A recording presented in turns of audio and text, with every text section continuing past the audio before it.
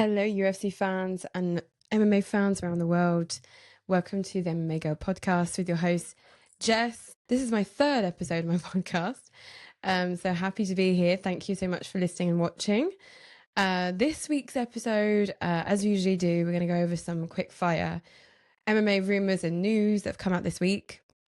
Then we're going to go over last week's fight night in UFC Seattle, Henry Cejudo versus Song Yadong.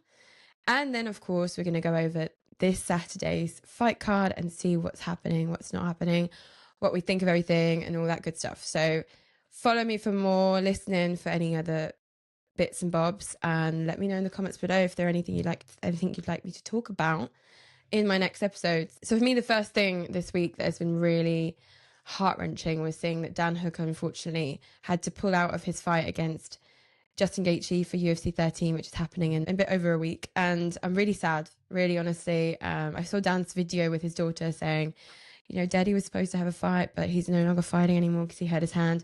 He was taking it so lightly, but I think he realizes how much that hurt the fans because we were waiting for this fight since it was announced. We just couldn't wait.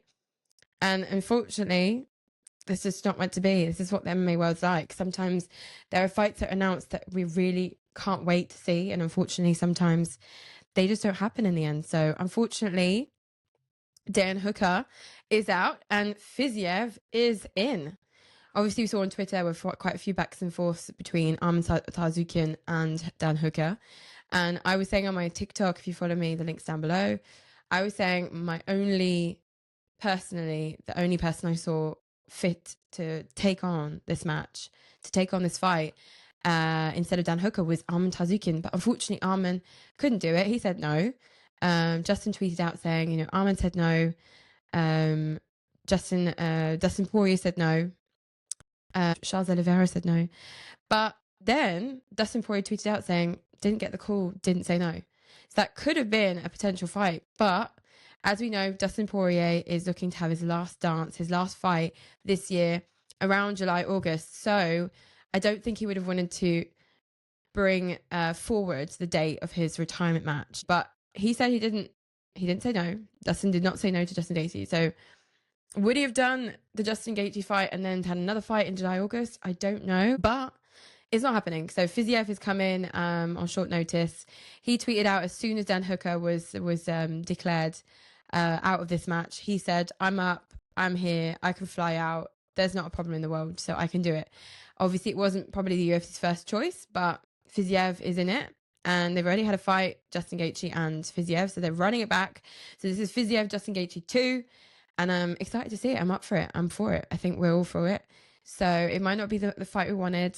Dan Hooker, he's come back later. He said his hand will be healed soon. He fractured his hand. He showed his hand. It was quite swelled up. So I understand. So we'll be back. Dan Hooker will be back. And Gaethje, as he said last year, if he takes another KO like that against his next opponent, he will be stopping. He wouldn't have wanted to pull out of the event. He wanted a match, absolutely. So he was up for anyone. So Fiziev came forward. He looks like he's ready and he's determined. He's excited for this fight. We've not seen Fiziev in quite a while, so I think he's determined and he's hungry. So I can't wait to see Fiziev versus the highlight, Justin Gaethje. Next up in fight news, as we saw, Dana White announced, we'll talk more about that later, but obviously John Silver fought Baghdasaryan this weekend and won by KO in the first 1 minute and 35 seconds of the fight in the first round. He did a stellar performance, and as Dana White said, he was incredible. And he called out Bryce Mitchell at the end of his fight. He said, let's settle things in the octagon, and I want a fight against Bryce Mitchell. And Bryce immediately texted Hunter Campbell and said, I want that fight. Give me that fight. And so a quick turnover for Jean Silva. So he'll be fighting on April 26th against the one and only Bryce Mitchell to settle things in the octagon regarding everything he's been saying in the last few weeks. And I think everyone will be happy to see this fight go down. Dennis said, I've not sent Bryce Mitchell to the wolves, and I've not sent a hit out on Bryce Mitchell. He himself wants the fight. He heard the call out and texted Hunter immediately. So they made the fight Quick turnaround for Jean Silva, but I think he'll be good. He didn't really use much of his his energy for this fight Saturday night. Very happy to hear that Josh Emmett is back. They've announced a fight for him on April 6th against the one and only Ron Murphy from England. And I'm really excited to see Josh Emmett come back, who, speaking of Bryce Mitchell, knocked out Bryce Mitchell in the most clean and perfect fashion back in 2024. And we hadn't seen him since. Here he is. He's back. Josh Emmett versus Ron Murphy is going to happen on April 6th. And I'm excited to see how this matchup will be playing out. Leron Murphy, as I remind you guys, he's on a winning streak. He's got no losses. And this could be a great matchup for him. This could be a great test for Leron Murphy, as Josh Emmett's not an easy opponent, as you've seen in the last few years. He's very tough. Josh Emmett, I'm excited to see you against Leron Murphy. So let's go. Let's have it. Another amazing fight that has been announced that I'm so excited to see is the one and only Khalil Roundtree versus Jamal Hill. This is happening on April 26th, and I'm really excited to see this fight happen. Jamal Hill, who's got a lot to prove since his last match against Yuri. Obviously, it was a close one, but he lost. And I think he's got a lot to prove, and he wants to prove himself. Still coming off a fast against Alex Pereira, obviously. But what a fight that was. Like, I wish I would have started my podcast last year, because I would have just ranted about that fight, only just that fight, for about 40 minutes alone. That was probably one of my favorite fights from 2024. Just because I love Alex Pereira and I love Killer Roundtree. I think they're both very nice guys. They're not the whole big-headed, talk about how good they are, blah, blah, blah, blah, blah. I love how humble they both are in the most confident way possible. I don't know how to describe it, but I think they both have that kind of confidence with their humble aspect to it. And I love that they put everything out in the octagon. They don't leave anything out. They put everything out in the octagon. They don't need to talk, jabber on behind the scenes or during the press conferences. They are just there to show what they're made of. And out of all the opponents we've seen Alex Pereira defeat since he came up to light heavyweight, Khalil Roundtree is the one who lasted the longest in the octagon with Alex Pereira. So kudos to Khalil Roundtree for lasting almost 4 rounds total against Alex Pereira. As you guys remember, he was knocked out in the 4th, but what a fight. The scars that he was left on his face will be with him forever, and he'll remember this fight for the rest of his life, I think. And so I would remember it for the rest of my life too. It was an amazing fight. One of my top 10 fights for last year, I would say. Top 5 even. So I'm excited to see Alex Pereira's sons fighting on the 26th of April, seeing Jamal Hill and Khalil Roundtree have it on in good old-fashioned light heavyweight style. So that is all the fight news I have for you guys that you've probably already heard, but that's all the fight news I noted down that I wanted to talk about this week on my podcast. Let's head out to UFC Seattle, last week's main event, last week's main card. I'm going to talk a bit about the prelims as well, because what a prelim card. Whoa. I love watching prelims because I always see them as a way to discover new fighters coming up who get their opportunity to show what they're worth on the prelim card. And don't sleep on the prelims, guys. Just as I said, don't sleep on the Apex. Don't sleep on the prelims either. If you guys want to know who are the up-and-coming fighters and how they fight, their fighting styles and what they're capable of, I recommend watching the prelims from start to finish, because it's really exciting to see who could be the next big up-and-coming stars in the UFC. And as you can see, there were quite a few. So let's go on to last week's fight card. UFC Seattle, Song Yudong versus Henry Cejudo Triple C, which didn't end very well at all. But let me tell you something. I watched, as I said to you in the start of this podcast, I watched the card from start to finish, and I was hyped. I mean, I'm just looking at the results again, and I'm like, what a way to start fight night. Let me just tell you, there were a total of, in the prelims, 5 knockouts and 2 submissions. No decisions whatsoever. We're talking levels above any other prelim card I've seen in the last at least year. And that's just minimum. I think we've not seen a prelim card that's ended in this way in a long time. And it's great to see, because we've got some new stars that we can talk about, and the new stars that Dana White and Hunter Campbell can book fights for that are going to look good, very good in the next few months, next few years. Starting off notably with Ruziboev, which was in the second match of the prelim card. He had a lot to prove because he's had a lot of fights that ended in decisions. He's got 9 losses in total. I think this is someone who puts a lot of pressure on himself to do good. And he had a lot to prove because we've seen him on main cards in the past. So I think, you know, he took a bit of a hit in his confidence to be put on the prelims, but I think he gets it. I think he got why he was on the prelim card. And I'm very happy to see him in the win column again with an KO in the second round within the first 30 seconds of the second round. So really great to see him in winning again. We love to see it. Another notable win for me was Austin Vanderford, who's obviously Paige Van Zan's husband, who has just entered the UFC right now. I think he had a fight in Dana White's Contender Series, which he won. And we've been seeing him on in a lot of fight promotions, doing bits everywhere. He looked amazing outside the UFC, and my only worry for him was coming to the UFC. It wasn't the same level, the same pressure, the same spotlight that he has in other promotions that he's fought for. But as he said himself, this was my ultimate dream. This is where I wanted to end up in my life. I'm not fighting to stay in the lower promotions. I was looking to come up to the UFC as my wife has done in the past. And welcome Austin Vanderford to UFC. We welcome you with open arms. I mean, at least I do. I think he'll be a great addition to the roster. He came in late for this fight, so he did it in catch weight. But usually he fights in the middleweight division. So I'm excited to see what he can be doing in this middleweight division. Is he going to, you know, climb up the ranks slowly or quickly? Is the UFC going to boost him up with a ranked opponent? We don't know yet.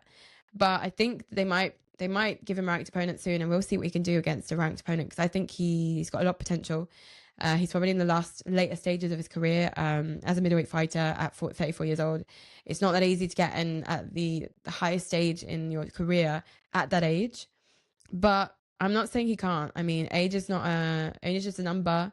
As you've seen over the years, the average age of every fighter in every division has gone up by a lot. So with the new technology that fighters are using to aid in their recuperation and their recovery, I think we're going to be able to see champions over the age of 38 in lower categories. Because obviously, light heavyweight and heavyweight, we've already seen champions like Glover Teixeira. In the heavyweight division, we've seen a lot of champions like Daniel Cormier, who were over the age of 38, winning belts, winning championships, fighting young guys and winning. And I think age is becoming less and less important as we go along, because technology and fighting techniques and recovery techniques are getting more and more improved. So obviously we're seeing people be able to last a lot longer.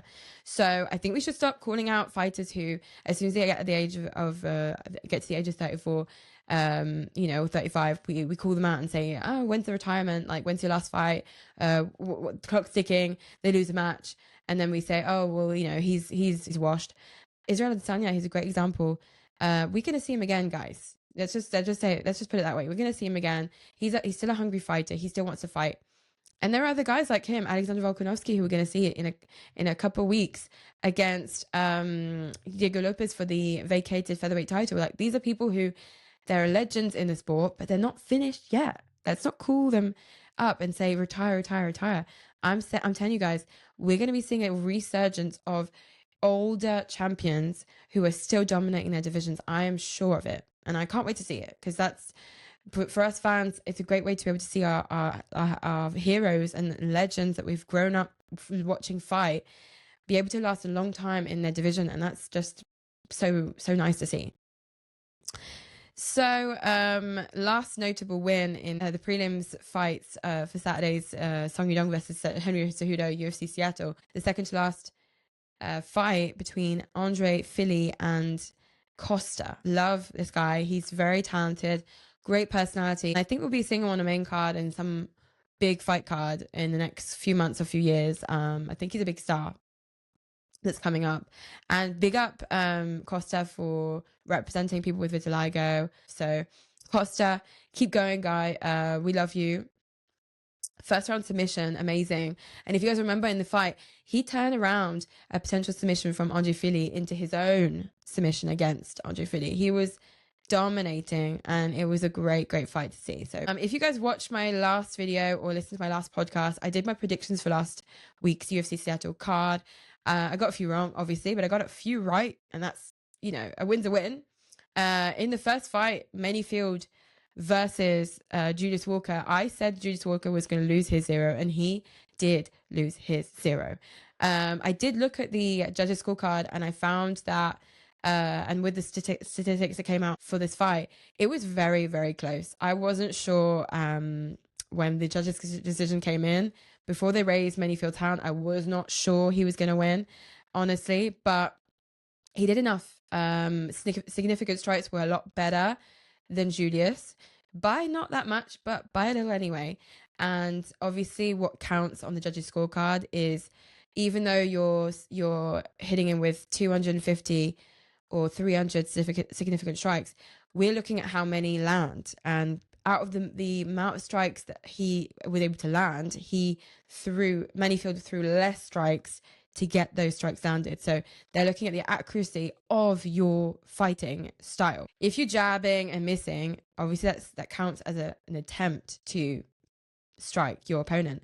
But if in the end your opponent landed the same amount of strikes as you did, significant strikes landed, but he struck you only 30 times out of the 25 significant strikes that landed, you have more significant strikes that were attempted, and therefore your striking accuracy is lower, which is why I think Manyfield won this fight, because obviously Julius Walker did get a takedown in this fight. Didn't do much with it, but he did get a takedown in this fight, and that gives you points. But Manyfield was just a lot bigger, a lot stronger in this fight. I did see the height difference and get a bit scared, because Julius Walker's a lot taller than Manyfield. But in the end, smaller and more compact fighters, for me, are better than versus taller, thinner opponents, because they're a lot weaker in the grand scheme of things. And so anyway, so Manyfield, good decision in there. Love to see it. Love to see Manyfield in the win column. And I did say he'd win, so I got it right. And by decision, I said so. Just putting that out there, okay? Another fight which I got right was obviously the man of the hour, John Silva versus Baghdasaryan. I think up until the knockout, Jean was obviously dominating, but we did see Baghdasaryan, you know, jabbing, getting some strikes in. Jean Silva just got that kind of crazy aspect to his character, where if you hit him, the harder you hit him, the angrier and the more frustrated he gets, and the more he'll take it out of you in the end. So I think Baghdasaryan didn't have much of a chance in this fight in the end, and he got his KO. John Silva, you are great. Obviously, as I said earlier on in my podcast, he will be taking on Bryce Mitchell on April 26th. So quick turnaround for John Silva, but that's nothing for Jean. Don't worry about him. Next up, a fight I did get wrong was obviously Rob Font versus Jean Matsumoto, the Brazilian Jean Matsumoto, who had a 0 and he lost it. Unfortunately, these things happen, and apparently the winning rate of undefeated fighters this year is only 33% for now. There are a lot of zeros coming off, and that's just, you know, that's life. You know, a lot of these guys were coming to the UFC with clean records and getting their first losses in their first or second fights. That's what happens, guys. You can't keep a clean record for so long. In this fight, Rob Font was just the better man. Matsumoto did have a lot more agility. He took down Rob Font 7 times. He managed to take him down 7 times. Unfortunately, didn't do anything with that, because Rob Font was able to counter with some submission attempts. So in the end, Rob Font got the win in there. Next up, the co-main event of last week's UFC Seattle, Brendan Allen versus Anthony Hernandez. In my predictions video, despite the fact that Anthony Hernandez was the favorite to win this fight, I chose Brendan Allen because I thought maybe coming off of his loss against Imavov at UFC Paris last year in September, he would have that kind of anger, that rage in him to get a win. And obviously, as I said, he just had a baby, another mouth to feed. Maybe he'd be encouraged to get that win in, maybe get a submission in there for a little $50,000 bonus. But unfortunately, that wasn't enough. He tweeted out and he put on his social media that he was not in it. He said he was just not there. He didn't give his all. He doesn't know why he didn't give his all, but unfortunately, he didn't give his all. So I'm really sad to see another fight where Brendan Allen loses. Obviously, as I said in my last podcast, I was hoping to see a different Brendan Allen from the one we saw against Imavov, and I'm sorry to say that I think we saw the same Brendan Allen who lost against Imavov. I hope he's going to come back in the win column. But on a side note, if any of you watch Karate Combat's events, I love watching Karate Combat when I get a moment to watch them. They're free on YouTube for now, so get in there while you can. They're really fun, and they do all kinds of different fights. They don't just do MMA. Obviously, it's called Karate Combat, so there are different types of fighting styles favored in their fights, and they don't always just do MMA fights. This announcement I'm going to talk to you about was I saw on Instagram yesterday. It's been announced that despite his loss last week at UFC Seattle, Brendan Allen will be fighting on the 28th of February against none other than Caio Borralho from Fighting Nerds, guys. This is going to be amazing. This is going to be a submission pit match. So it's not a classic MMA style match. It's going to be submissions only, a lot of grappling, a lot of jiu-jitsu. So it's going to be fun to see if Brendan Allen can get back in the win column with his fight in Karate Combat. And I'm happy to see that UFC fighters are able to fight outside of UFC at Karate Combat. In any case, I'm happy to see Brendan Allen coming back so fast from his loss. I think he wants to avenge his loss. So that's what's happening on the 28th on YouTube. So don't miss out. Karate Combat on YouTube live. So let's move on to the main event. Henry Cejudo versus Song Yudong in the bantamweight division. Honestly, as you could see, up until Song Yudong poked Henry in the eyes, Song Yudong was dominating. Statistically, Song Yudong landed more significant strikes by a long shot compared to Henry Cejudo. And obviously, people are going to accuse him of making it a bit more dramatic than it should have been because he was losing. He thought he might get a DQ or no contest. So he thought, let me just rinse this a bit and see if I can get a DQ in there. Unfortunately for him, referee Jason Herzog didn't do that. Henry Cejudo, if you guys watch his podcast Pound for Pound with Kamaru Usman, he called Jason Herzog from his podcast studio to ask him why a point was not deducted from Song Yudong. Jason Herzog, he's a veteran referee at the UFC and in combat sports in general. Jason Herzog was the referee at the time for your fight, so he decided not to deduct him his point, and he decided to start up the fourth round in order to count the points from the first, second, and third round in order to determine who won the fight. I think Henry Cejudo should have just told Jason he can't compete. He said he wanted to see if it was going to get better. I get it. You don't want to let the fans down, but he should have heard the crowd, even whilst he was waiting during those 5 minutes that he had to recover from the eye pokes. You should have heard the crowd. They were livid. They did not want to see this. And I think being on such a high from the prelims and a great main card, the fans were just so disappointed that the fight card would end this way. And Henry Cejudo didn't do himself justice, didn't do Song Yudong justice, and certainly didn't do the fight fans justice. And I get why the fight fans are really annoyed with him. I'm personally just annoyed that it didn't go how it should have gone. I predicted that Song Yudong was going to win this fight by decision.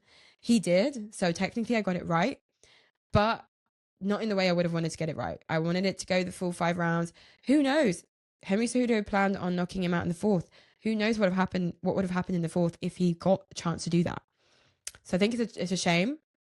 Obviously, he said he couldn't see. He was seeing blurry. He couldn't see very well. And we then later on found out that he was really, he was very much injured in one of his eyes because the eye poke was quite deep. So I get it. The eye pokes like that, just, they're not cool, and it's not easy to come back from an eye poke that happens in that fashion, especially in both eyes. But he should have said earlier on that he can't see, so they would have ended the fight a little bit earlier. He might have got his DQ or no contest if he'd have done it that way. But he wanted to go the full 5 minutes until he was like, okay, let's start up, and then say, oh, I guess actually I can't see. This fight was a way for Henry Cejudo to prove that he was still in title contention, and this did not prove that at all. This fight did not prove that. it proved the opposite. It proved that Henry Cejudo should either retire or have a good look at how his fighting style has evolved. It would have been nice to see him in the win column. It would have been nice to see him actually fight a 5-round fight, even if it went to the final round, to see what he was made of. And unfortunately, as you saw, we weren't even able to see what that could have become as a fight because it was cut short. Song Yudong was quite upset that win happened in that way. I'm hoping it won't happen again. So that was my recap and my thoughts on UFC Seattle. Hopefully we'll see Henry again. Jean Silva, you're the man. That's it for me on the UFC Seattle front. So let's go over my predictions for the UFC's fight night at the Apex in Vegas for this Saturday's fight night. Manel Kape versus Almabayev. Almabayev. I don't know if I get that right, but I think that's right. So I'm going to go over, as I said, as I usually say, I'm going to go over just the main card fights because in France we can't bet on the prelims. But feel free to let me know what your prelim predictions are in the comments down below. Who is notable in the prelims? For me, in the prelims for now is Austin Lane, who, as you guys might know, is a former basketball player, if I'm not getting that wrong, who we've seen win and lose in a very Austin Lane fashion, if you like. So I'm excited to see him on the featured prelim against Mario Pinto, who's got a 0, guys. He's undefeated. So we're gonna see in this featured prelim heavyweight bout if Austin Lane can get a win or if he gets defeated by Mario Pinto, who's coming off only wins. So let's see that. I'm excited to see. I'm not going to say who I think will win because I don't know Mario Pinto enough. I'm excited to see what he's capable of doing against an Austin Lane, who is sometimes quite an awkward fighter, sometimes quite a good fighter. We just don't know what kind of Austin Lane we're going to get at the time. So we'll just see. We'll see how that goes. The first fight on the main card for UFC's Fight Night in Vegas on Saturday is Danny Barlow versus Sam Patterson. Danny Barlow with an undefeated record for now at 9-0-0, with Sam Patterson, who is coming in with a record of 12-2-1, no contest. I'm going to go through these rapid fire. I'm not going to faff about. So for Danny Barlow versus Sam Patterson, I'm going with Sam Patterson. I'm saying Danny Barlow is losing his 0 to Sam Patterson by submission or KO in the second or third round. Let's go, Sam. I think that's what's going to happen. Next up, we have Haider Amil, who is also undefeated currently, versus William Gomez, who is not undefeated, but he's undefeated in the UFC since he joined the UFC. This is a French fighter who trains at MMA Factory in Paris. I know him well, not personally, but I know him well, and I saw him fight in the flesh at UFC Paris in September last year. It was great. William Gomez obviously got the win in there, and not a lot of people expected him to win that fight. Honestly, I would say Haider Amil will get the win here. I think he's never lost yet, and he's not won a fight through decision. He's always fought and won by majority knockouts and some submissions. But I think Amil will get the win in there against Gomez. I just had that feeling that Gomez can't have that long of a win streak until something might not go his way. But that's not my only reason for saying that, because obviously Gomez is more of a decision-y fighter. He goes the length of all his fights, whereas Haider Amil, he tends to get his fights done in the first or second rounds, which I'm not saying that means he's a great fighter, but I'm just saying it means the energy he's bringing to the table is going to be a lot more explosive than what Gomez will have brought to table for his fight. So I think the pressure that Amil is going to be putting on Gomez might be too much for him. We've not seen Gomez with an opponent that's really that pressuring. So I'm excited to see what Amil will be able to do. He's coming off 2 wins at Dana White's Contender Series. So this is his first main card fight on a fight card. So we're going to see what he's made of. So I think Amil will get the win against Gomez. Next up, we have Nasrat Haqparast versus Esteban Ribovic. I'm going to go for the Argentinian Ribovic straight away. Love this fighter. He's so dynamic. He is not to be slept on, guys. He has only one loss out of his 15 matches, 14 wins in his professional career. a great fighter. And Nasrat, unfortunately, has been a bit of a letdown for some fight fans. He's from Morocco, and I know he's got a lot of Moroccan support. We last saw him at UFC's Fight Night in Saudi Arabia, I believe, and we saw the amount of fans that were in the stadium rooting for him. And here in France, we have a huge Moroccan community who love the guy, but I think Nasrat won't get the win this weekend. So with Hagparas versus Ribovic, I'm going to go for Ribovic with a second or third round KO. Next, we have the good old Cody Brundage, who I'm excited to see come back, versus Julian Marquez, who is a very dangerous fighter for Cody. But I'm going to go for Cody Brundage with a second or third round KO or a decision. That's my prediction for this match. I know Cody Brundage is not a favorite in this fight, but you guys, I'm rooting for Cody this time. I'm rooting for him. And last but not least, Almabayev versus Manel Kape, the man of the hour, the man that everyone's talking about. We saw Manel Kape win his last fight against Gustavo da Silva by KO in the third round, which was great to see because we obviously saw his controversial fight against Mokaev where he lost by decision. And a lot of people obviously asked the question, why was Mokaev removed from the UFC roster when he won and Manel Kape did not win? So I would recommend you go check out Mighty Mouse's latest podcast, the Mightcast, where he interviews Manel Kape ahead of his match this weekend, and he talks about all things controversial that we would want to know. So just go over and see what he says on the Mightcast about why he thinks he was not cut from the UFC and Mokaev was cut. Anyway, back to the fight he's going to be having this weekend against Almabayev. I think if Manel Kape would have fought Royval, not take anything away from Royval, he's a great fighter in the flyweight division, but I think Manel Kape might have won that fight. So honestly, I'm seeing a win, easy win for Manel Kape. Obviously, it's a 5-rounder, so I don't think he's going to go in there as heavy hitting as he does when it's a 3-rounder, but I think we might see a second, third, or fourth round KO from Manel Kape against Almabayev if he can just avoid those takedowns, because I know Almabayev will try and take him down. He should have a good takedown defense as he usually does. So I think Manel Kape versus Almabayev, that's going to happen, as I said, in the second, third, or fourth round by KO. What do you guys think? That was my predictions for UFC's Fight Night this weekend. As I usually say, when it comes to Apex Fight Nights, don't sleep on them, guys. Watch the prelims and the main card. You might be seeing some up-and-coming fighters that will be very nice to see come up in the UFC rosters. So don't sleep on the prelims, don't sleep on the Apex, and don't think that the Apex is going to be boring or a snooze fest, because as you've seen in the last few months, Apex doesn't mean boring, and a numbered card or a fight night in a stadium or arena doesn't mean it's going to be action-packed either. So let me just put that out there, okay? I say that every time there's an Apex fight. I think I'll just support the Apex until people agree with me. So have a great weekend. I hope you guys enjoy the fights this weekend, and I hope it's a good night. I hope you don't get any bad incidents. I hope you don't get any cancellations. I like this fight card, so I'm hoping it will stay the way it is, intact. And yeah, if you've got any thoughts and feelings about this episode of my podcast, let me know below. All my socials are linked below, so don't hesitate to follow me on my social media. And I'll see you next week. Bye.